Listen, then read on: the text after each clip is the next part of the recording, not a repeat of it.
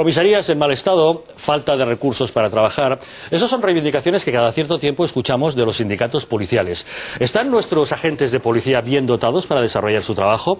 Nos lo preguntamos porque justamente el lunes se celebran unas importantes elecciones. Son elecciones al Consejo de Policía del Ministerio del Interior.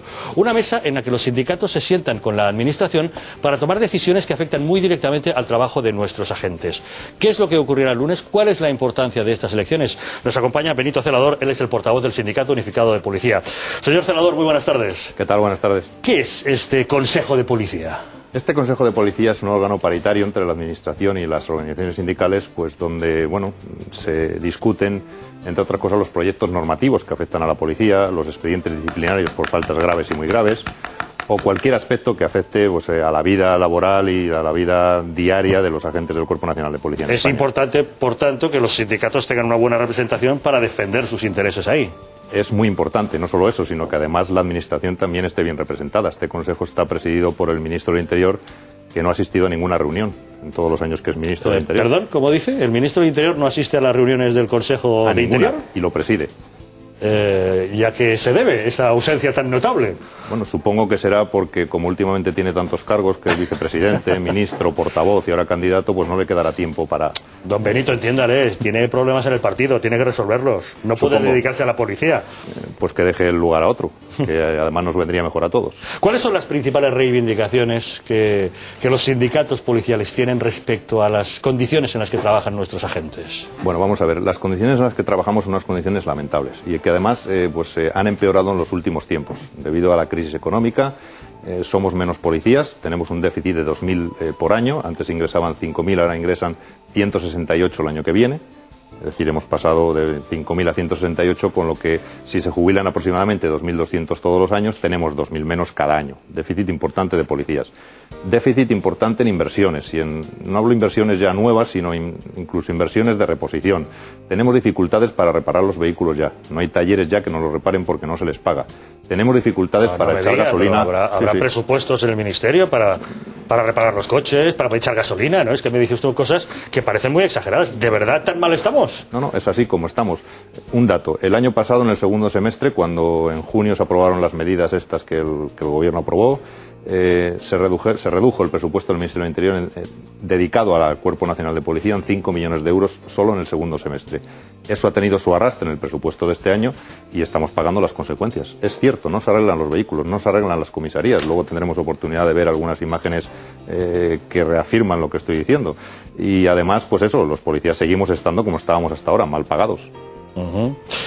Vamos a hablar del estado de las comisarías. Rodrigo Gavilán, ¿cómo estás? Buenas tardes. Encantado de estar contigo. Nuestro experto en temas de interior y en asuntos policiales. Vamos a ir paso a paso. Vamos a hablar en primer lugar de Canarias. Creo que tenías unas imágenes que nos querías comentar de la situación en Canarias. Sí, efectivamente. Para ilustrar todo esto que está denunciando el portavoz del Sindicato Unificado de Policía, pues hemos tenido acceso a una serie de imágenes que son llamativas. Por ejemplo, este es el trato que este gobierno ha dado a los miles de subsaharianos que llegaban a las costas Canarias. Alojaron a más de 1.000 subsaharianos en los patios del Centro de Internamiento de Extranjeros de Ollafría, en Tenerife. Esto es el parking, el garaje subterráneo de la Comisaría de Policía de Tenerife Sur, porque como llegaban tantos subsaharianos, había que detenerlos antes de incoar el expediente de expulsión y no cabían en los calabozos, se los alojaba en el garaje subterráneo de la Comisaría de Policía. Es una cuestión de falta de instalaciones adecuadas para realizar ese trabajo. Por supuesto. En primer lugar, un efecto llamada producido por un proceso de regularización y en segundo lugar, una sobredimensión de una serie de imágenes y de informaciones que el Ministerio de Interior ha intentado ocultar durante muchos años y que ahora estamos viendo. Fíjese dónde dormían. No estamos hablando de que salían a estar 1 hora o 2 horas de la siesta. Permanecían durante 40 días. Y 40 días estuvieron así. 40 días, no, estuvieron así 1 año y medio. Lo que ocurre que el plazo máximo de detención es de 40 días. Es decir, no hay nadie que haya pasado más de 40 días, ni tampoco menos. Pero ha estado así durante 1 año y medio, con más de 1.200 subsaharianos durmiendo en los patios porque no cabían dentro del Centro de Internamiento de Extranjeros, dentro del edificio. Esas son las vallas de seguridad. Por ahí tienen que pasar andando los policías, dando las rondas para que no se escapen del edificio. Y fíjense en qué condiciones. Bueno, esto es en Canarias. En la línea de la Concepción tienen problemas de agua, ¿no? Sí, hay muchísimas comisarías del Cuerpo Nacional de Policía que están en unas circunstancias deplorables, ¿no? ¿Eso que estamos viendo? Estos son los calabozos de la comisaría de policía y eso es un policía de uniforme que lo está grabando para luego mandarlo, que nos está demostrando cómo cada vez que llueve en la zona de forma fuerte, pues se inundan los calabozos y a los detenidos hay que sacarlos y trasladarlos a la comisaría de policía de Algeciras. Pero esto no es un caso aislado, esto ocurre en muchísimas comisarías de policía de España y ahí vemos efectivamente que esos son los calabozos donde normalmente suelen estar los detenidos, pero como cada vez que llueve se inunda la comisaría, pues lo que hay que hacer es sacarlos y llevarlos a otras dependencias. Es una auténtica vergüenza las condiciones, fíjese, de policía de uniforme, ¿no? Con el puro y todo. Pues yo creo que las imágenes son elocuentes, hablan por sí mismas. Y en la parte de las taquillas... De verdad, esto es una comisaría en uso. Sí, y ahí es donde se cambian los policías. Ahí ve las taquillas donde se cambian los policías de paisano a uniforme, de uniforme a paisano cuando terminan. ¿Y es habitual que se inunde cada vez que llueve? Todos los años se inundan. Todos los años. Pero esto ocurre también con otras muchas comisarías. No solamente es una que hemos elegido y estamos intentando sobredimensionar en un debate. No, ocurre en docenas de comisarías de policía. Un ejemplo más, en Valencia, en la calle Zapadores, creo que hay una comisaría que también está en estado ruinoso. Sí, efectivamente, en la calle Zapadores de Valencia está la comisaría, una de las comisarías más importantes de Valencia. Está en eso que usted está viendo, ¿sí? Eso es una comisaría operativa y dentro de esas ventanas están los funcionarios. Dentro de esas ventanas, detrás de esas ventanas están los funcionarios de policía. Esos son los coches. Ventanas, podemos ver que están rotas, ¿no? Sí, no, el edificio está en ruina, pero que está declarado en ruina. Entonces vemos... Todo está operativo, cuidado. No son áreas que están fuera de servicio. Todas están operativas. Precisamente esta comisaría da la casualidad que es la de ayer, donde se concentraban los antifascistas en Valencia para pedir la libertad de los 6 detenidos. Los 6 detenidos han estado ahí. Los detenidos de ayer antifascistas en Valencia han estado en esa comisaría. Y está toda la comisaría, insisto, el 100% operativa. Y insisto en que no solamente son 2 ejemplos, es la punta del iceberg de una situación generalizada de cómo trabajan las fuerzas de cuerpo de seguridad en España en estas condiciones y desde luego el Ministerio del Interior lo intenta ocultar, pero aquí... Don Benito, lo que acabamos de ver deja los pelos de punta. ¿Realmente tan mal está la situación de muchas de las infraestructuras en las que trabajan? Sí, confirma lo que yo le decía, es decir, que estamos trabajando en unas condiciones infrahumanas, que estamos tratando a la gente también de una manera que no es la más adecuada, aunque sean inmigrantes y aunque sean ilegales, creo que deben recibir otro trato por parte de las autoridades españolas, y además estamos poniendo en riesgo la seguridad de los policías, porque en esa comisaría de Valencia que hemos visto, donde ayer estaban esos 6 detenidos, hombre, nos preocupan los 6 detenidos, pero nos preocupan mucho más los cerca de 400 policías que a diario trabajan en esa comisaría y que el día menos pensado se puede venir abajo y bueno, tener todos una desgracia que no quisiéramos. Esa es la preocupación que tiene el actual ministro del Interior por sus policías. Me imagino que el ministro de Interior, el señor Rubalcaba, aunque no asista a este consejo de la policía del ministerio, sí debe estar al corriente, le habrán notificado de todas estas situaciones.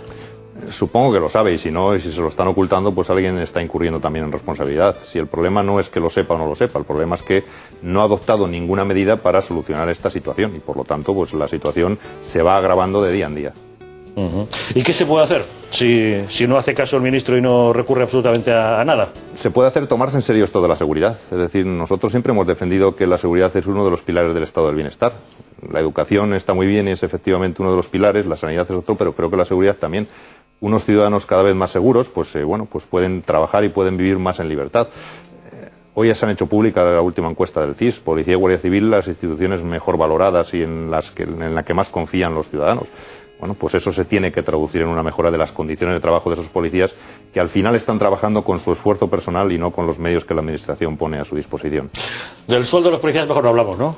Lo dejamos para otro día, ¿no? Hablamos del sueldo de los policías, de la comparación con los Mossos de Escuadra y con la Ertzaintza, de la reducción del 5% de los funcionarios. ¿Tocamos ese tema para algo o cree que es innecesario? Yo creo que es innecesario. Creo que hoy en día todo el mundo sabe en qué condiciones, insisto, estamos trabajando, qué sueldos son los que estamos cobrando y qué sueldos y qué medios tienen otras policías con muchas menos competencias que las que tiene la Policía y la Guardia Civil.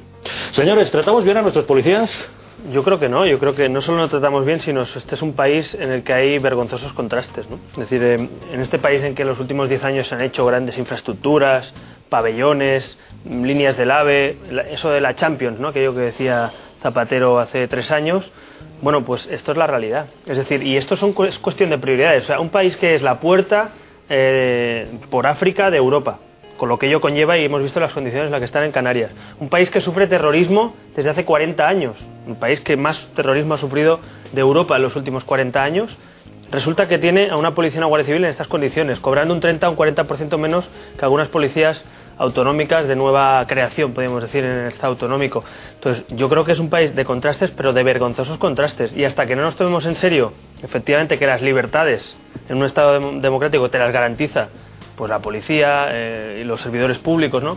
Creo que no se está haciendo bien. Yo también debo decir que esto, al margen de Rubalcaba o no, creo que es un problema ya de largo, es decir, en este país, de tomarse en serio que uno va a algunas comisarías. Es cierto que se han hecho cosas, pero aún hay comisarías y ciertos centros en las que la verdad uno se pregunta en qué país está, ¿no? Porque luego contrasta con eso que hemos dicho de, venga, pues no sé cuánto es la diputación de no sé qué, pues bueno, pues eso, 600 millones de euros una diputación de presupuesto, uno no sabe para qué, ni cómo se controla, ni los coches que tienen, para coches no sé oficiales, pero sí. Yo creo que es el contraste de un país de nuevos ricos.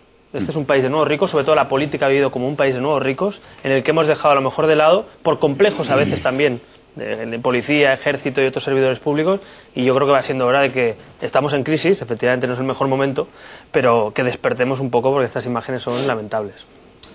Bueno, es que cuando se ataca a lo público, que se hace con tanta frecuencia y yo creo que con tanta irresponsabilidad, justamente se está atacando esto. O sea, lo público son estos señores, lo público son esas comisarías. Entonces, cuando aquí se reclama, y estos señores son funcionarios además, entonces el discurso antifuncionario coincide también con el discurso antisindical. Este señor es sindicalista y le vemos aquí, le traemos aquí, nos encanta hablar con él, y es sindicalista, y por cierto, enhorabuena, porque con la crisis se sabe que ha aumentado el porcentaje de afiliados a los sindicatos, ¿sabes? O sea, que enhorabuena como sindicalista. A los sindicatos policiales, a los de clase alta, no creo.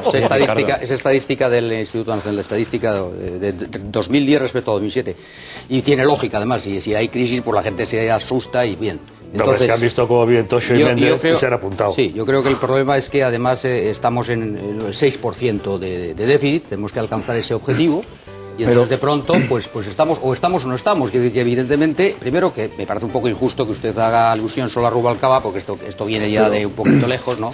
Y realmente no, así que en el tiempo de Rubalcaba no pudo arreglar estas comisarías, pero además de eso, 7 años alguna de esas sí, tiempo, ¿eh? Sí, alguna de esas seguro, pero de todos modos quiero decir que el déficit público es el que nos está lastrando y es el que justifica el que no se pueda hacer nada. Pero sin embargo no hay recortes que llegar al 6%, para los Mossos de Escuadra, que también es público. ¿Perdón? Es decir, también dentro de la administración, sabemos que la administración pública se divide en la central, en la autonómica y en la local. Por tanto, la administración pública afecta a todos los recortes. Sí. Sin embargo, a los Mossos de Escuadra, que yo les quiero mucho a los Mossos de Escuadra, cuidado, no existe ningún recorte, y es más, existen incrementos de partidas presupuestarias que salen de la administración central. Es decir, si recortamos todo lo público, de acuerdo, vamos a recortar todo. No recortemos solamente la administración central, independientemente de que sea policía o guardia civil, la administración central en general, y estemos cortando la administración central para sobredimensionar las partidas presupuestarias a otras partes de la administración pública. No, sí, a lo mejor yo estoy de acuerdo en que no se recorte, pero yo digo sobre todo los del discurso de hay que hacer el 6%, que la ortodoxia indica que gastamos demasiado. Bueno, cuando llegan estos ejemplos, estos señores, como si traes aquí a un médico... Pero ¿por qué no aplicas el planea esto, por ejemplo?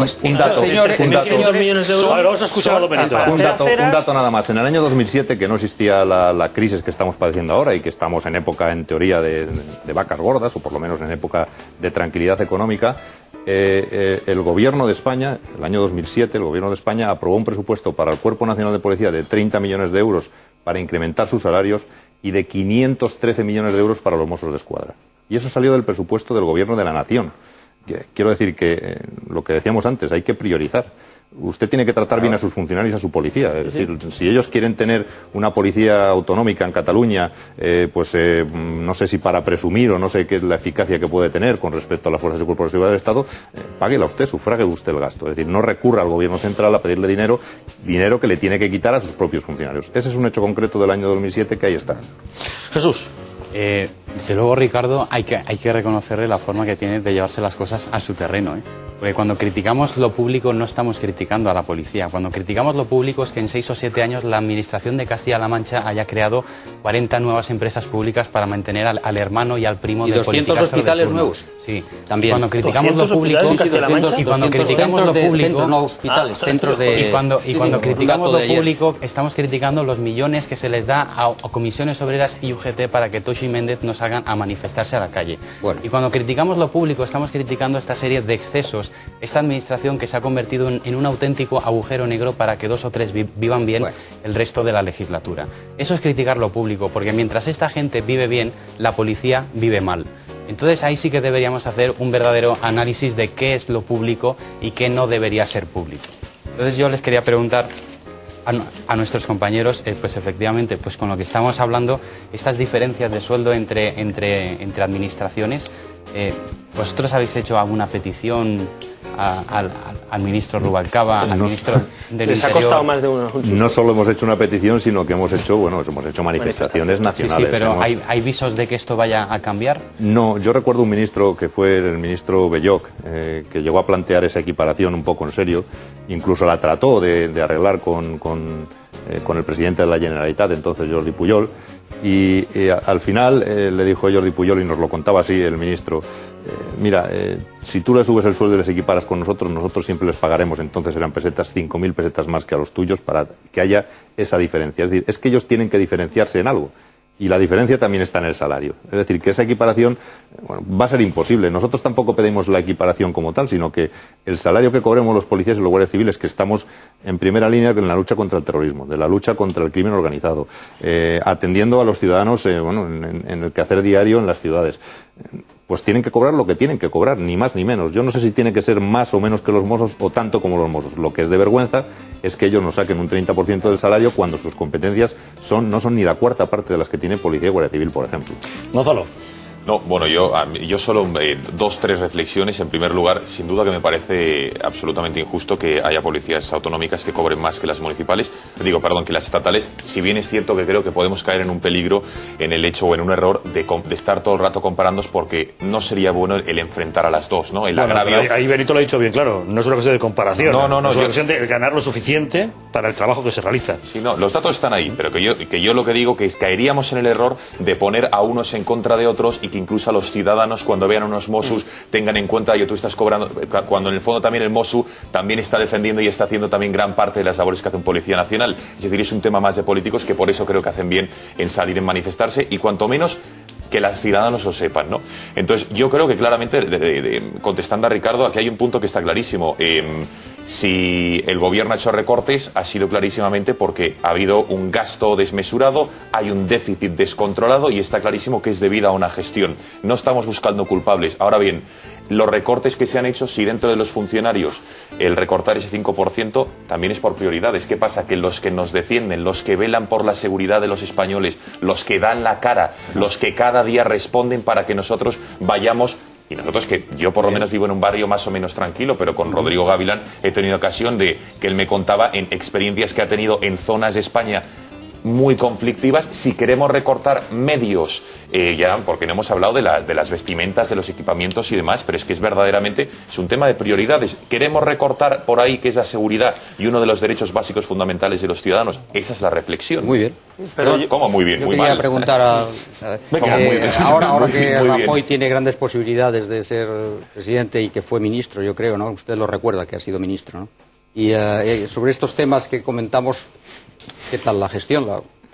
Digo, como comparación, que hizo muchas comisarías. No, congelar el sueldo no lo congeló. O sea, quiero decir, retroceder... Vamos a ver una cosa. Es que el sindicalista tiene retroceder también. No, yo también he sido sindicalista de la policía. Qué bueno. Sí, durante 5 años. Y vocal del Consejo.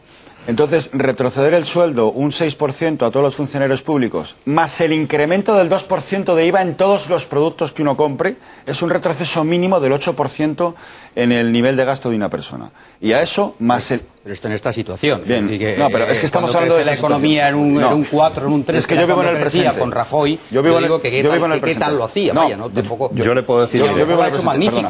Que nos lo diga. La anterior crisis del año 92 y año 93, luego el Partido Popular ganó las elecciones, teníamos comisarías donde no se pagaba la luz y donde teníamos cortada la luz en aquella época.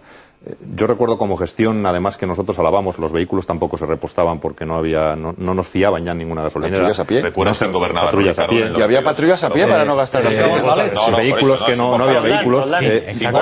Lo que hizo fue el gobierno de Aznar, nada más llegar, y esa es una gestión que nosotros siempre la alabaremos, fue liquidar la deuda que tenía el Ministerio del Interior con todos sus proveedores. Y eso bueno, pues fue de agradecer en su momento. Claro que sí. Es cierto que los salarios no se incrementaron lo que debían haberse incrementado, pero sí que es cierto que por lo menos pasamos como de la noche al día, es decir, de la máquina de escribir al ordenador, de no tener vehículos a tener vehículos nuevos, de no tener armas a tener armas nuevas, cambio de uniforme. Quiero decir, se notó un cambio importante. Luego, bueno, pues habrá que ver también, dicen que obras son amores y no buenas razones, ¿no? Habrá que ver cuando el Partido Popular llegue a gobernar si todas las promesas que ahora está haciendo, que también las está haciendo de equiparación salarial, las ha vuelto a hacer ahora otra vez, incluso en su programa electoral parece ser que va a ser contemplado, pues veremos a ver si luego eso tiene su correspondencia con la realidad. Sí, se lo exigiremos en cualquier caso. Una cosa de lo de los Mossos, digo porque yo también estoy en la Comisión de Interior en el Parlamento y tratando con algunos sindicatos profesionales y efectivamente el problema no es que los Mossos cobren lo que cobran, el problema es que los policías que tenemos en el conjunto de España cobran muy por debajo de las labores que ejercen. Y encima es una realidad. Entonces, por eso digo, yo estoy de acuerdo con Gonzalo, no comparemos porque hay que equipararse, pero porque es un sueldo razonable, no porque estemos cobrando o estén cobrando una barbaridad. Materiales, lo mismo, yo el otro día me reunía con ellos y decía, oye, que nos tenemos que pagar la armilla nosotros, de que vale 500 y pico de euros, porque si no, y ha habido casos en los que por no llevar armilla ha habido dificultades en un caso en Barcelona. En cualquier caso, al margen de eso, yo quiero insistir en la cuestión de prioridades. Y la cuestión de prioridades es que en este país, insisto, frontera de Europa, que hemos visto esa imagen, que es lamentable para los policías y para las personas, para la dignidad de las personas. Y luego, un país que sufre terrorismo y así tratamos a los que nos protegen. Es decir, es una locura. O sea, ¿os imagináis que Estados Unidos o Alemania tuviera una banda terrorista? Más dinero para lo público. No, para lo público no. Para los públicos son estos señores, para los servidores, para los servidores públicos, que no es lo mismo que las estructuras públicas. Los médicos. Bueno, los médicos son servidores. De aprovechar el asunto para llevar el tema al debate de lo público y hablamos de la policía. Benito, ya que está usted hoy con nosotros, me gustaría preguntarle, más que como sindicalista, como policía, ¿qué opinión le merece a usted y a sus compañeros que estemos bajo sospecha de que el ministro del Interior, don Alfredo Pérez Rubalcaba, haya podido tener alguna relación o participación en el famoso chivatazo del caso Faisán? Algo terrible, que un político dé instrucciones a unos policías para que no detengan a unos delincuentes, en este caso terroristas. ¿Qué opinión les merece? Pues para nosotros, créame que estamos muy dolidos, toda la policía, por esta situación. Nos parece que es algo que no debía de haberse producido nunca, y menos que se hubiera utilizado, como se ha utilizado, parece ser, a la policía, para cometer este hecho tan abominable. Si quienes tenemos que detener a los terroristas les avisamos, bien por instrucciones de los políticos o bien por otra serie de circunstancias de que van a ser detenidos, mal andamos. Yo creo que aquí hay responsables políticos. Alguien se ha empeñado en que paguen solo 2 policías. A mí me parece que los 2 policías son, por decirlo de alguna manera, la punta del iceberg o el instrumento para que eso se produjera, pero que hay una decisión política importante y que alguien por ello debe pagar. A mí me preocupa que puede afectar a la imagen de nuestros agentes de policía, que son valerosos servidores públicos que hacen su trabajo y que si por algún motivo no lo hacen es porque alguien les ha dado la orden de que no lo hagan. No quiero que se cuestione la figura de nuestro policía, sino de nuestro político que ha manejado la policía para sus intereses, ¿no? Está afectando ya, de hecho, la imagen de la policía, porque bueno, pues hay muchos ciudadanos comunes pues que no distinguen y lo único que se quedan es que ha habido unos policías que han dado un chivatazo a unos terroristas, ¿no? Por lo tanto, esa imagen, pues qué duda cabe que en cierta medida está siendo denostada, ¿no? Pero yo quiero dejar claro, y lo decía antes, es decir, aquí hay una decisión política de dar un chivatazo a unos terroristas para que se escapen fruto de una negociación. De hecho, me consta que uno de los investigadores de este asunto, encargado por el juez Ruz, lo llegó a poner en un documento, ¿no? Esto fue porque había una negociación política con los terroristas y alguien decidió que había que avisarles para que pudieran escapar y no fueran detenidos, ¿no?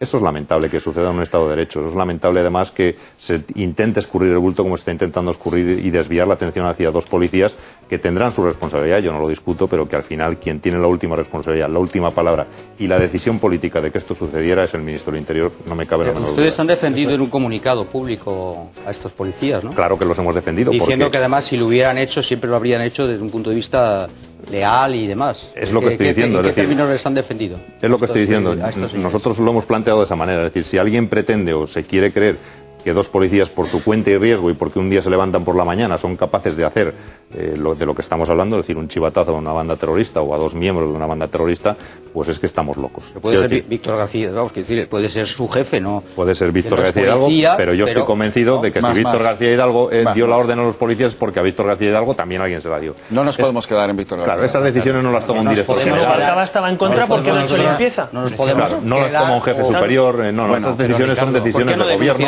y alguien responsable dentro del gobierno.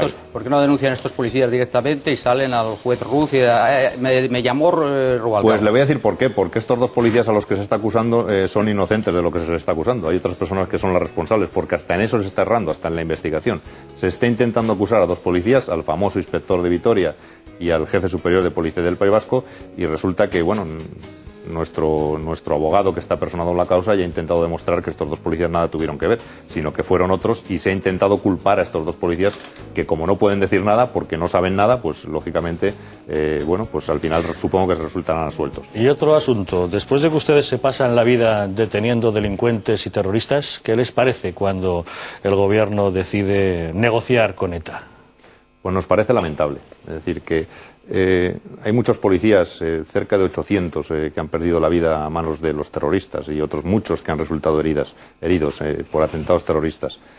En memoria a ellos, no solo a ellos, a los guardias civiles, a todos los civiles, a todas las personas que han muerto víctimas del terrorismo, yo creo que ningún gobierno tiene capacidad ni tiene por qué negociar con los terroristas. Los terroristas, la única vía que les cabe es la rendición, la entrega de las armas y su disposición a colaborar con la justicia. Y hasta que eso no suceda, no se puede hablar nada con los terroristas, absolutamente nada. De lo único que podemos hablar es de cuántos años van a pasar en la cárcel, de nada más. También en el Cuerpo Nacional de Policía estamos muy dolidos por esta situación, porque es que parece que seguimos tropezando siempre en la misma piedra, seguimos diciendo pues cuando el atentado del AT4 que esto se va a acabar y al poco tenemos el atentado, en fin, nosotros tenemos informes de que ETA se está rearmando a pesar de la tregua, y esos informes los tiene el gobierno, no nos los guardamos nosotros y los tienen los jueces. Pues a pesar de eso hay un tribunal constitucional que permite que ETA esté en las instituciones y que se sigan, bueno, pues fortaleciendo y que sigan teniendo cierta esperanza de que esto, de que pueden conseguir objetivos políticos, cosa que yo creo que no van a conseguir nunca. Terminamos con una pregunta de trivial. ¿Cuál es el peor ministro del Interior de la democracia? Para nosotros, sin duda alguna, Alfredo Pérez Rubalcaba. Suficiente. Don Benito Celador, muchísimas gracias por habernos acompañado, portavoz del Sindicato Unificado de la Policía. Que vayan bien esas elecciones el lunes y que puedan defender sus derechos. Muchas gracias. Gracias, Rodrigo Gavilán, por habernos acompañado un día como hoy. Y seguimos hablando de cuestiones policiales. Ahora, en este caso...